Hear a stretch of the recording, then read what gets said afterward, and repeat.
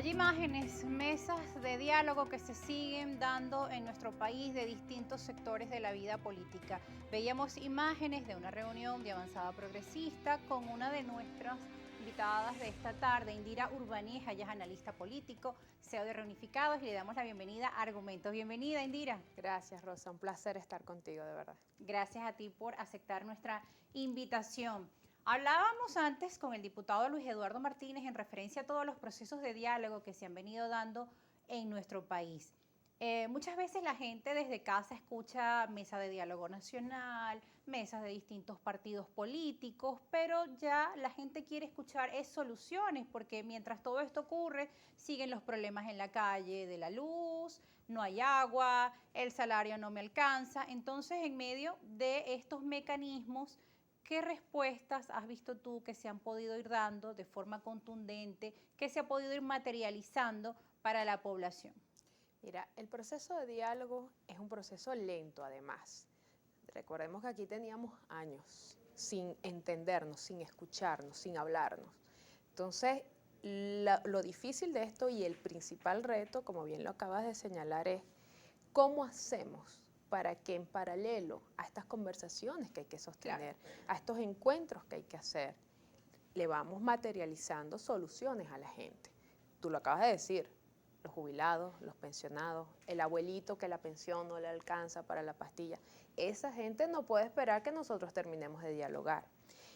Claro, se están dando diferentes procesos de diálogo. Sí. Una cosa es el diálogo social, el diálogo político, por ejemplo, la actividad que estuve esta mañana con el Partido Avanzada Progresista, y lo hemos estado haciendo con otras organizaciones de la sociedad civil, partidos, todos buscando, tratando de ver cómo enfilamos una visión compartida a la solución de la crisis y de los problemas estructurales del país. Ahora bien, el diálogo político es el único que puede dar solución real a esos problemas, porque son o es los actores políticos, digamos, del gobierno principales, acordando o llegando a ciertos acuerdos con un sector importante de la oposición que pueden materializar convenios como, por ejemplo, al país vuelvan recursos que están congelados fuera, Claro, después de la autojuramentación de Juan Guaidó como presidente, para que se descongelen bienes y activos que podrían bien servir para dar solución, por ejemplo, al problema eléctrico, o por ejemplo, cómo oposición y gobierno llegan a un acuerdo para que la CAF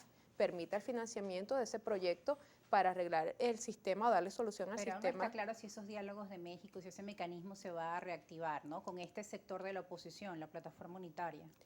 Bueno, hay señales, y Gerardo Bley, y hay diferentes actores, y bueno, nosotros desde nuestra organización también hemos venido haciendo un activismo bien importante, tanto a lo interno como a lo externo, de que este mecanismo, Chávez vive, la patria sigue, como En un tú país con gobiernas. años de Sí, polarización, ¿cómo totalmente, gobernar, ¿no? Mantener la gobernabilidad, conseguir acuerdos para nuestra totalmente. población. Y eso tiene que ser parte de un acuerdo del diálogo político. Claro. Cómo vamos a llevar esa gobernabilidad y también cómo vamos a coexistir.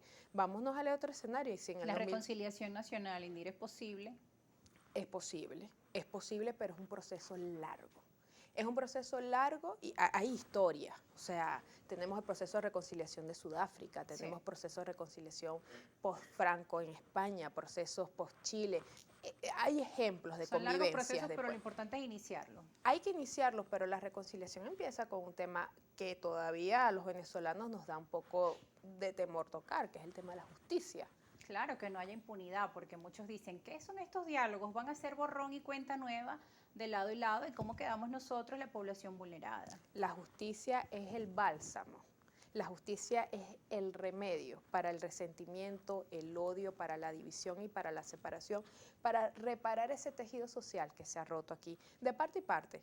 Porque aquí se habla nada más, no, es que el chavismo comenzó con una dinámica, bueno, eso es debatible, pero lo cierto es que del otro lado también hubo una respuesta y al final del día hoy tenemos una Venezuela dividida, fracturada, donde las prácticas antidemocráticas no se ven nada más en el chavismo, las prácticas antidemocráticas han sido también adaptadas por sectores de la oposición. Ahora fíjese, en el panorama internacional, pues también se ha venido mencionando Venezuela nuevamente, cada vez con mayor fuerza en medio del escenario que se vive producto de la guerra en Ucrania. Venezuela vuelve a, digamos, estar en el eje o estar en la mirada de distintos países debido a que, bueno, somos un país petrolero. ese encuentro que se generó con un equipo pues, de alto nivel de Estados Unidos en nuestro país, obviamente generó muchas expectativas y todavía están allí las preguntas. ¿Será posible negociar Venezuela con Estados Unidos? ¿Será posible el alivio de las sanciones? Fueron enviadas también cartas a Biden en este sentido por parte de economistas en nuestro país. ¿Será esto posible? ¿Cómo va ese proceso, ya que también su organización ha venido trabajando en esto? Es posible y es necesario. El problema sigue siendo el costo político. ¿Por qué? Y esto aplica para la dinámica interna del diálogo, de que las partes siguen midiendo el costo político, el reclamo, sí, pero para la parte de Estados Unidos, y esto es importante que la gente lo sepa, es un año electoral importante, es la definición, el middle time que define esa mayoría del Senado, y para los demócratas es muy importante la elección de noviembre. ¿Por qué te traigo referencia a este tema? Porque el tema Venezuela genera polarización en la política de Estados Unidos. Entonces, cualquier apertura que el presidente Biden quiera tener con Venezuela, que no significa con Maduro, sino con Venezuela, un alivio de sanciones que además fue una de sus principales promesas.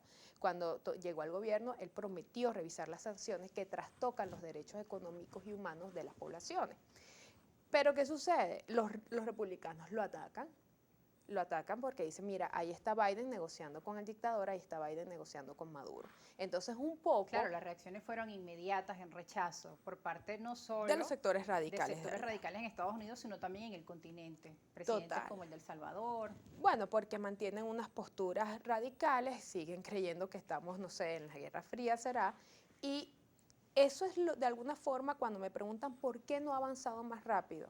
Yo diría que el principal argumento, como este programa, es que hay un costo político muy grande para el sector demócrata, hay un costo político muy grande para la administración Biden, pero se siguen moviendo. Y ese costo puede ser mayor a, por ejemplo, el costo que están pagando los ciudadanos estadounidenses por el alto costo del combustible, o que la situación, la prolongación, que muchos analistas dicen que es evidente del conflicto en Ucrania, genere pues que los costos sigan siendo aún más elevados. No, no es mayor, en ningún momento es mayor, o sea, sería una solución muy importante, no nada más para resolver un tema energético, incluso para que Estados Unidos, a quienes también se les tiene que preguntar, bueno, después de 3 años, ¿qué has hecho con Venezuela? Porque quedaron muy mal con Afganistán. Entonces, o cómo queda el interinato de Juan Guaidó, que ellos apoyan. Por supuesto. Entonces, ¿qué sucede? El costo político interno es mayor a lo de si hace una apertura directa con Venezuela. El problema es que el tema de Venezuela hace más ruido.